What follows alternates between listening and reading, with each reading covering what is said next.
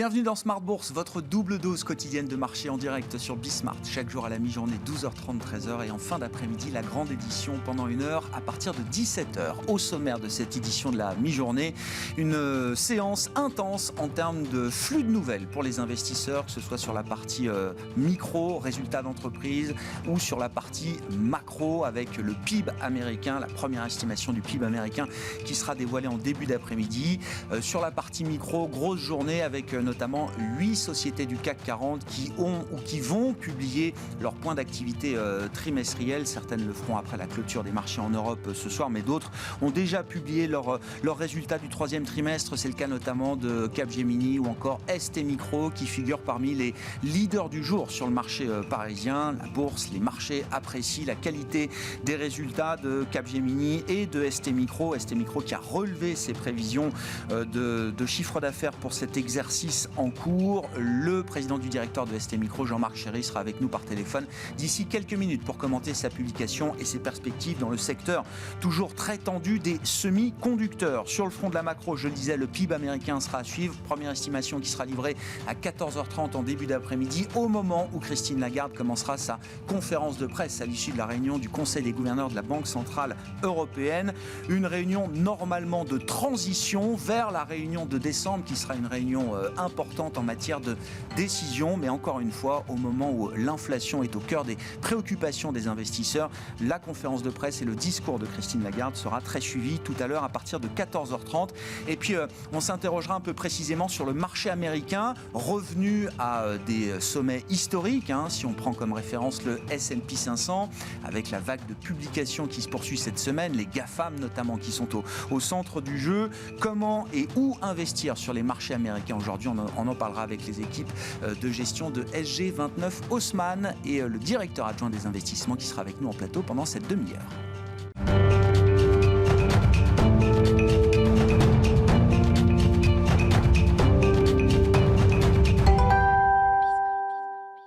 Mais d'abord, tendance mon ami, les infos clés du jour à mi-séance en Europe pour une journée chargée. C'est avec Alix Nguyen. Même ambiance qu'à la clôture d'hier à la Bourse de Paris. Aujourd'hui, on attend les publications de 8 entreprises du CAC, dont Airbus et Total Energy. La séance sera tout aussi conditionnée par la décision de la BCE attendue pour 13h45 avant la conférence de presse de Christine Lagarde à 14h30. La Banque du Japon maintient sa politique monétaire inchangée. À noter en revanche qu'elle abaisse ses prévisions de croissance et d'inflation pour l'année fiscale qui s'achève en mars prochain. Alors que la question est de savoir comment les banques centrales parviendront-elles à réduire leurs mesures de soutien sans bouleverser le marché, on relève que la Banque centrale néo-zélandaise s'est déjà lancée ce mois-ci, relevant son principal taux directeur de 25 points de base à 0,5%. La Banque du Canada a quant à elle mis fin hier à son programme d'achat d'actifs et prévenu qu'elle pourrait relever ses taux plus rapidement que prévu.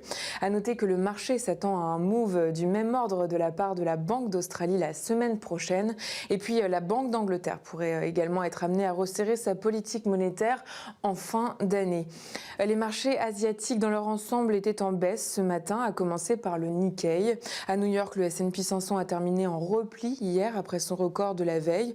Le Nasdaq, de son côté, s'est maintenu à l'équilibre grâce aux solides résultats d'Alphabet et Microsoft. Côté statistique, on attend à 14h la première estimation de l'inflation d'octobre en Allemagne.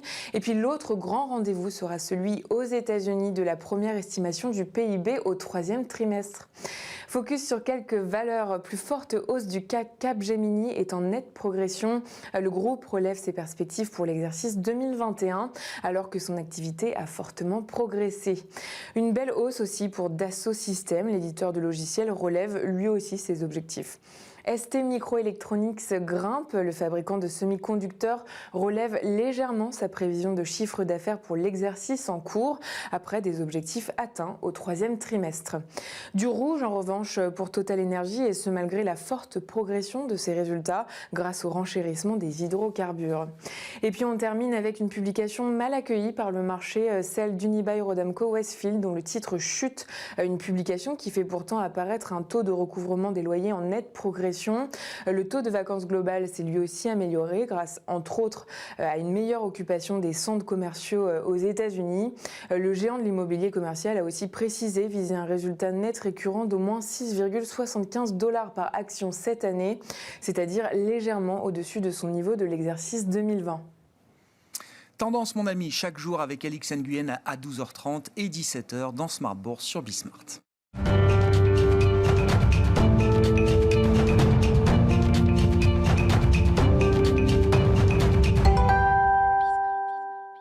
Et c'est donc Jean-Marc Chéry, le président du directoire et directeur général de ST Microelectronics, qui est avec nous par téléphone pour commenter ses résultats trimestriels. Jean-Marc Chéry, bonjour.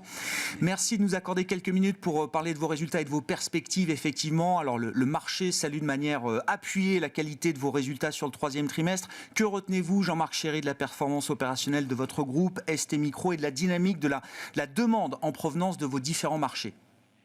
Ce que je retiens, c'est qu'au troisième trimestre, on a délivré donc, au niveau de ce qu'on avait prévu et donné comme indication au marché. Bon, et on l'a fait malgré, je dirais, ce qui s'est passé en Malaisie, qui a été extrêmement difficile pour la société et surtout pour nos employés et leurs familles. Et on a pu compenser effectivement la fermeture partielle et totale de notre usine en Malaisie par une très bonne performance sur les composants qui alimentent le marché de la téléphonie. Donc ça, je salue cette performance-là et je salue surtout, je dirais, nos employés qui ont vraiment bien performé au troisième trimestre. Après, pour le quatrième trimestre, la situation est redevenue, je dirais, maîtrisée.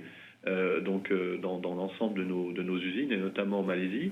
Donc on s'inscrit effectivement dans une perspective de croissance séquentielle et qui va être tirée par l'automobile, donc puisque là nos usines tournent à plein. La Malaisie étant un point névralgique pour les composants de l'industrie du secteur automobile notamment, Jean-Marc Chéry. Oui. Ce pays produit 13% de la production mondiale d'assemblage et de test. Et donc, et pour nous, c'est aussi un important contributeur à l'automobile, définitivement. Et donc, la situation se normalise en Malaisie, et donc, les marchés seront tous en croissance. Le marché automobile, vous dites, va pouvoir réaccélérer chez vous au cours du quatrième trimestre. Oui, et c'est ce qui explique qu'on a légèrement monté notre indication pour le quatrième trimestre à 3,4 milliards et pour l'année à 12,6 milliards. Donc on va s'inscrire dans cette dynamique pour continuer à supporter nos clients automobiles sur les prochains trimestres. Qu'est-ce que vous pouvez nous dire de la prise de commande en fonction de vos différents marchés aujourd'hui, Jean-Marc Chéry? Alors sur l'automobile, je disais que vous aviez 18 mois de demande dans les carnets aujourd'hui, mais sur d'autres secteurs, est-ce que là aussi les prises de commande sont toujours très dynamiques? Est-ce que vous continuez de gagner des parts de marché sur des segments clés pour vous, Jean-Marc Chéry? Non, la demande est toujours forte, avec effectivement des perspectives qui commencent à venir charger les portefeuilles de commandes sur 2023. Clairement, en 2022, on s'inscrit sur une trajectoire de croissance. C'est ce que j'ai indiqué ce matin. Je pense que le marché que l'on sert va croître de 8%. C'est ce qu'en tout cas les données qui sont en notre possession. Et quand on confronte ces données-là avec notre portefeuille de commandes, la planification d'augmentation de nos capacités, je suis extrêmement confiant à mettre avec toute mon équipe la société sur une trajectoire de croissance qui ira bien au-delà. Donc oui, on est dans cette dynamique forte.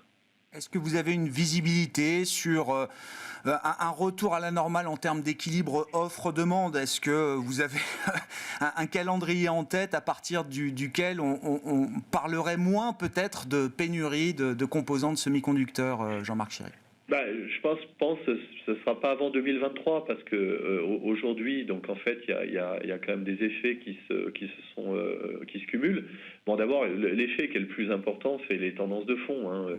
Encore une fois, vous avez dans les 3 ans qui vont venir, il y a clairement une accélération de l'adoption donc des véhicules électriques par rapport à ce qui a été prévu. Il y a une tendance de fond d'accélération de la digitalisation des véhicules, de l'évolution de leur architecture. Du nombre d'options qui sont présentées donc aux consommateurs. Dans le secteur industriel, je dirais les objectifs d'efficacité énergétique et de consommation de puissance qui sont aussi alimentés par des grands programmes nationaux demandent de plus en plus de composants, hein, donc l'électronique de puissance, je dirais associée, est extrêmement forte en termes de demande. Bon, et puis derrière, n'oubliez pas une chose, je pense que ce qu'on a découvert lié au travail à la maison, c'est-à-dire la digitalisation, effectivement, chez soi, dans les entreprises, c'est un facteur qui va s'accélérer. Pourquoi ? Parce que l'une des meilleures armes pour maîtriser, je dirais, l'inflation, c'est l'efficacité, la productivité. Et ça, c'est la digitalisation qui saura faire ça. Et vous avez nommé 2 sociétés donc ce matin qui ont bien performé. C'est lié à ça. C'est parce que les marchés sont convaincus que le facteur majeur d'amélioration de la productivité de l'économie, c'est la digitalisation. Il y a peut-être également une activité qui prend une dimension nouvelle dans la crise énergétique qui occupe les esprits en ce moment. Alors c'est un segment déjà sur lequel vous êtes très présent, Jean-Marc Chéry, celui de l'efficacité énergétique, Power and Energy. Est-ce que la crise énergétique, je ne sais pas, permet peut-être d'ouvrir de nouvelles perspectives encore pour ce segment clé pour vous ? Par exemple, plus de 70% de l'énergie dans l'industrie est consommée par des moteurs électriques. Et on sait que les moteurs électriques, s'ils ne sont pas adossés à des systèmes électroniques qui permettent de faire varier leur consommation et leur... je ne vais pas rentrer dans des détails techniques, mais ils ne sont pas équipés de ces variateurs aujourd'hui. Et donc là, il y a un gisement d'efficacité énergétique qui est énorme.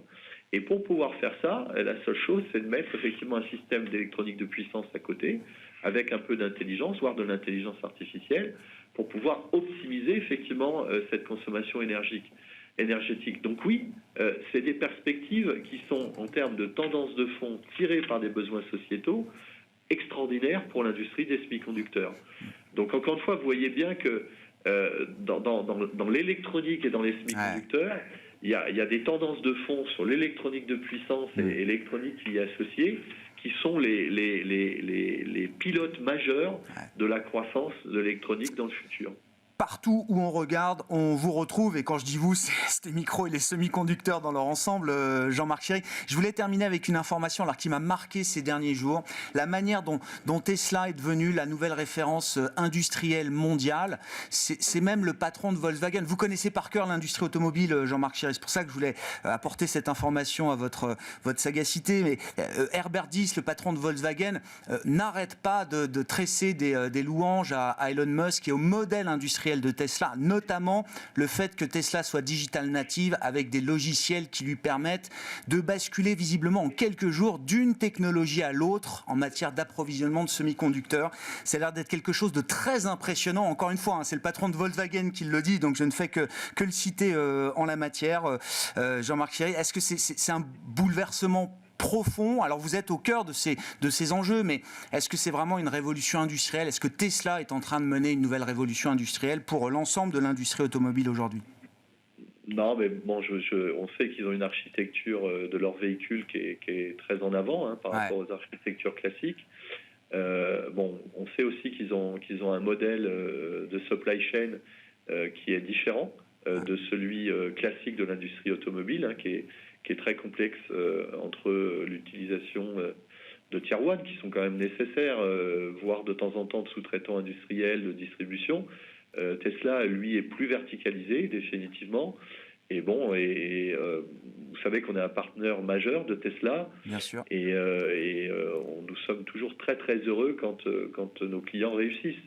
Et je souhaite que dans le futur, l'ensemble de nos clients automobiles réussissent au même niveau que Tesla. Et donc c'est un modèle qui devient la référence pour vos autres clients automobiles aujourd'hui, Jean-Marc Chéry? Je pense qu'on aura des modèles qui sont, encore une fois, la vérité n'est ni blanche ni noire. Je crois qu'il y a des modèles hybrides qui resteront. C'est vrai que la transformation électrique, je dirais, va modifier beaucoup de choses autour de ce qu'on appelle la chaîne de transmission, puisque c'est plus du tout la même chose, et que dans ce cadre-là, il y aura certainement une verticalisation des acteurs automobiles et qui ne passeront plus par des intermédiaires. Donc ça, c'est une réalité. Bon, maintenant, dans une automobile, il y a toujours des phares, il y a des freins, il y a des airbags, il y a de la sécurité, etc., etc. Donc, je pense que non, on aura des modèles hybrides par rapport à la situation actuelle.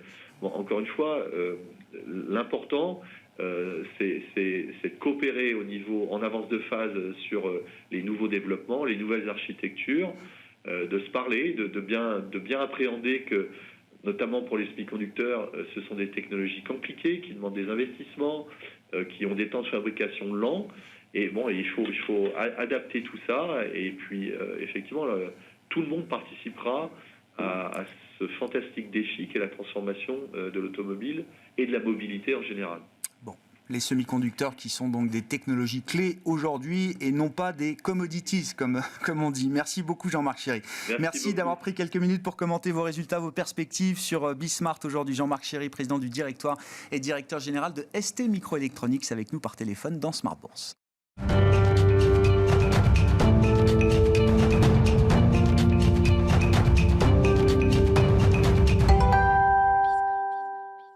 Parlons du marché action américain. À présent, Wall Street a atteint de nouveaux records ces derniers jours et c'est Vincent Delpech qui est à mes côtés, le directeur adjoint des investissements de SG29 Haussmann. Vincent, bonjour et bienvenue. Bonjour Grégoire. SG29 Haussmann, donc au sein du pôle Private Banking de Société Générale, vous êtes la filiale de gestion dédiée à la gestion privée au sein du groupe Société Générale. Oui, je voulais qu'on parle un peu précisément du marché américain, toujours le marché leader, le marché directeur, nouveau sommet historique il y a encore quelques heures à peine pour le S&P 500. Quelle est votre approche de ce marché aujourd'hui, sachant que, alors d'un point de vue top-down d'allocation, vous étiez surpondéré sur les actions américaines il y a encore quelques mois et vous avez décidé de revenir à neutre, comme on dit dans le jargon, sur les actions américaines. Comment est-ce qu'on peut expliquer déjà ce mouvement et on rentrera un peu dans ce que veut dire être neutre sur les actions américaines, Vincent?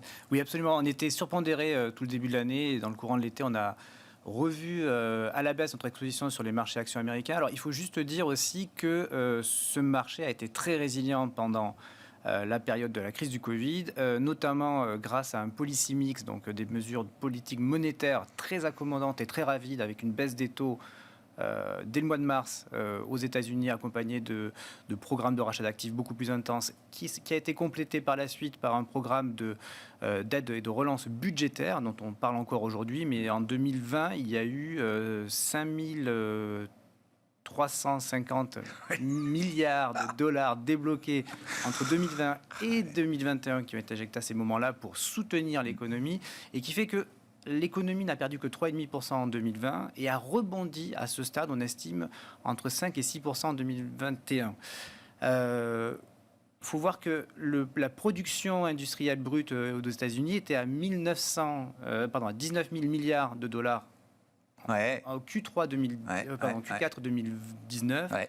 Elle est revenue au deuxième trimestre 2021 à 19 400 milliards. Donc on est revenu à un niveau de production d'avant-crise, et notamment grâce à ces politiques à la fois monétaires et budgétaires accommodantes. Ouais. Ce qui fait qu'on a eu un ton un peu plus prudent, mais quand on dit neutre, ça veut dire toujours constructif et positif. En revanche, ça ne nécessite pas d'être surinvesti ou sous-investi. Neutre, c'est pas nécessaire d'en avoir plus que la normale, mais il faut en avoir suffisamment. On reste positif. Voilà, c'est ça. On peut le voir de ce côté-là. Mais quelques nuages ont commencé à approcher, à poindre à l'horizon. Le fameux débat autour de l'inflation transitoire, qui reste un sujet de préoccupation. On n'est pas plus inquiet que ça. On considère que l'inflation va rester transitoire, mais certains des facteurs transitoires ont tendance à s'installer.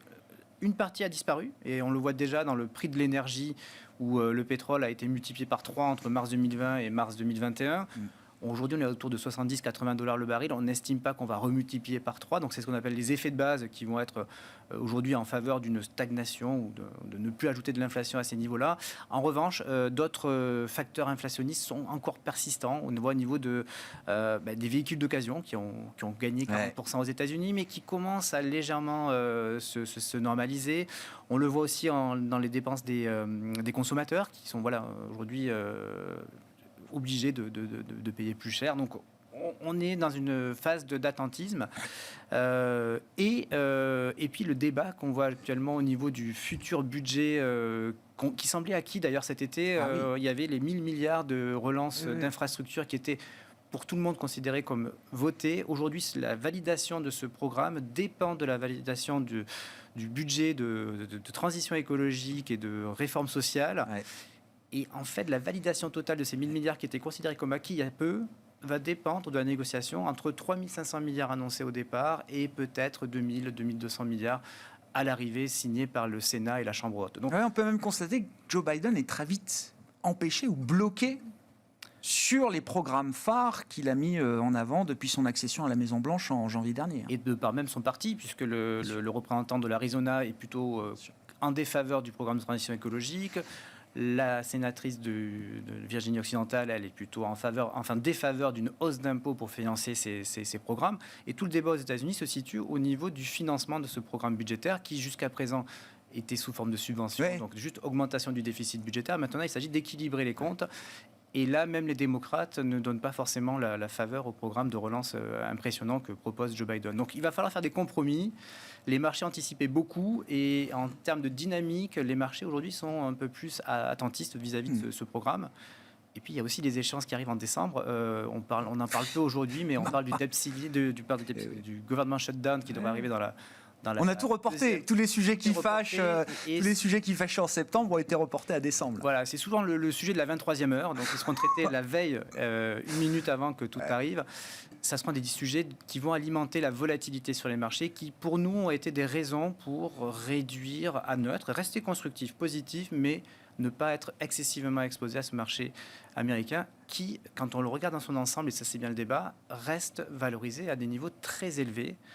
Maintenant, il faut gratter au-dessous de la surface pour voir que sous cette valorisation élevée se cachent évidemment des potentiels de forte croissance, mais aussi des valeurs qui sont tout à fait attractives de par leur valorisation assez basse. Ouais, on va voir où effectivement est-ce qu'on a envie d'être positionné sur ce marché américain. Vous évoquiez l'inflation.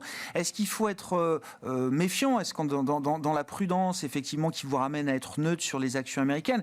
Est-ce que les décisions de politique monétaire, alors qui seront prises la semaine prochaine par la Réserve fédérale américaine, le tapering, la réduction progressive des achats, peut-être demain des hausses de taux, est-ce que ce sont des sujets avec lesquels il faut être méfiant aujourd'hui, justement, en tant qu'investisseur? Absolument. On a été méfiant à l'approche dans l'été vis-à-vis de ce qu'on attend, a priori, qui arriverait la semaine prochaine, c'est-à-dire une annonce d'un calendrier de ralentissement et d'arrêt d'achat d'actifs, ce qu'on appelle le tapering, pour commencer dès la fin de l'année 2021 et se prolonger en 2022, et éventuellement laisser apparaître ou commencer à laisser paraître une éventuelle hausse de taux fin 2022, début 2023. Alors, est-ce qu'il faut le craindre ? Je pense que on l'a anticipé, le marché l'a beaucoup anticipé aussi. Si je me réfère à la dernière phase qu'on a connue de ce tapering, c'était annoncé en mai 2013 par Ben Bernanke à l'époque. Et la phase de tapering a commencé en mai 2014, un an après. Si je me réfère à ce qu'a fait le marché sur la période, le marché action américain, il a gagné 8%. Dans la partie annonce-exécution. Alors, il y a eu beaucoup de volatilité autour de l'annonce. Il y a eu un moment très douloureux. Sur le mois de mai. Mais vous dites sur un an, quand on regarde sur les mois suivants, finalement, ça a été plutôt bénéfique. Positif. Et si je regarde ensuite de mai 2014... à mars 2020, puisque ça a été... Alors, il y a d'autres facteurs qui sont rentrés en compte, évidemment, mais on a un marché qui a encore gagné 50%. Donc, si je regarde d'un point de vue fondamental ce qu'est le tapering, ça veut juste dire que le malade est en phase de guérison et qu'il n'a plus besoin d'un traitement fort administré par la Banque centrale. Ça, c'est un bon signe fondamental. Maintenant, ce qu'il faut gérer, c'est comme dans toutes les phases de marché, c'est l'intensité, la rapidité, la force et la vigueur avec laquelle vont se retirer ces actifs et ménager les attentes des investisseurs. Bon. Ça, c'est la partie tactique. Mais sur le plan stratégique, encore une fois, comment vous regardez ce marché américain et où est-ce que vous avez envie d'être positionné aujourd'hui pour le compte de vos clients? Où est-ce que vous trouvez le meilleur couple risque-rendement? Donc, en faisant attention aux valorisations, en regardant les perspectives, où est-ce que vous êtes à l'aise aujourd'hui sur ce marché américain, Vincent? Et c'est bien le débat et c'est toute l'ambiguïté, la difficulté de la question, c'est qu'aujourd'hui, on a un marché globalement qui paraît cher. Si on regarde la partie haute de la capitalisation boursière du S&P qui est pondérée par la capitalisation boursière de ces entreprises. Donc mécaniquement, les entreprises Les plus grosses sont aussi les plus chères. Et on le voit dans les GAFAM, des entreprises qui se payent 40, 50, 60 fois les bénéfices. Et tout en bas de la cote, des valeurs qui se payent au niveau de valorisation de private equity. On est à 6-8 fois les bénéfices. Donc, on se situe dans un écart qui est assez extrême, mais au final, ce qu'on recherche, nous, et ça, c'est presque pas, j'allais dire, un poncif, mais on essaie de rester investi sur les valeurs de croissance qui offrent une dynamique de croissance long terme. On parlait de digitalisation tout à l'heure. C'est un mot-clé qui est en train de se mettre en œuvre dans l'économie, digitalisation, tout ce qui est transformation numérique de l'économie, qui valorise les entreprises qui produisent, mais qui valorise aussi les clients qui les utilisent in fine. Donc c'est pour ça qu'on veut aussi être investi sur l'ancienne économie, ou en tout cas les valeurs de l'ancien monde, qui sont en train aussi de progressivement mettre en œuvre des gains de productivité grâce à la digitalisation et revenir aujourd'hui en phase de croissance. Attention aux phases de hausse de taux sur les entreprises trop chèrement valorisées, puisque mécaniquement, quand on actualise les flux futurs avec un taux sans risque plus élevé, ça fait baisser la valorisation mécaniquement de ces entreprises-là. Mais comme on a dit à l'instant, et comme l'a dit aussi le patron de Microsoft, dans un monde inflationniste... C'était Micro, C'était Micro, aussi Microsoft. Et Microsoft aussi, oui, pardon. C'est quelques jours de dire que dans un monde inflationniste, les gains de productivité viennent de par la digitalisation. Ouais. Donc tout ça, c'est à observer. Donc nous, en fait, pour être mécanique, on veut avoir un portefeuille bien équilibré entre les valeurs de croissance, mais aussi les valeurs cycliques et décotées, qui offrent un bon mix risque-rendement dans un portefeuille. Et à titre d'exemple, si je regarde ce qu'ont fait les actions américaines de croissance depuis le début de l'année, et si je prends l'opposé dans le spectre de valorisation, c'est les values, on arrive à quasiment, à quelques points de base, la même performance, mais c'est la trajectoire qui est intéressante. Sur les entreprises dites cycliques et value, on a eu un très fort rebond en début d'année, une stagnation depuis. Même depuis le 9 mars 2020, c'est ça le vrai point de départ, si je ne dis pas de bêtises, Vincent. On aime bien les côtés calendaire, year-to-date. Mais novembre 2020. Oui, c'est ça, c'est le 9 novembre 2020 en fait, que ça commence pour la value. On va fêter les 1 an de la découverte du vaccin, ou en tout cas de la mise en place du vaccin. Et ça a été le démarrage de la value qui a continué jusqu'à mars. On a eu 6 mois de ligne droite sur la value. Pendant ce temps-là, les valeurs de croissance n'ont strictement rien fait. Et à partir du mois de mars, on a eu un retournement. Alors ça, c'est lié aussi aux dynamiques de taux. Les anticipations de taux, on était à 0,6 sur les 10 ans américains au mois de novembre 2020. On est passé à quasiment 1,70 au mois de mars 2021. Et quand les taux ont rebaissé par la suite, parce que les perspectives de croissance ont été revues à la baisse, ou en tout cas les anticipations d'inflation trop élevées ont fait peur au marché en se disant que l'inflation trop forte ne va pas avoir d'incidence uniquement sur la hausse des prix, mais peut aussi arriver à entamer la confiance des consommateurs, des investisseurs et toucher la croissance. À ce moment-là, les taux ont rebaissé et c'est là où la valeur de croissance sont reparties. Mais dans le lot, je pense qu'il faut bien trier le bon grain de livret et se positionner quand même sur un bon équilibre entre ces valeurs de croissance et ces valeurs plus cycliques. Bon. Effectivement, tout tourne autour du couple croissance-inflation et du bon réglage, effectivement, qu'on peut imaginer pour ce couple croissance-inflation. Merci beaucoup, Vincent, d'avoir été avec nous pour parler spécifiquement de ce marché action américain. Vincent Delpech, directeur adjoint des investissements de SG29 Haussmann, filiale de Société Générale au sein du pôle Private Banking dédié à la gestion privée. Merci beaucoup d'avoir été avec nous. Smart Bourse se termine ainsi pour cette édition de la mi-journée. On se retrouve ce soir à 17h en direct sur Bismart.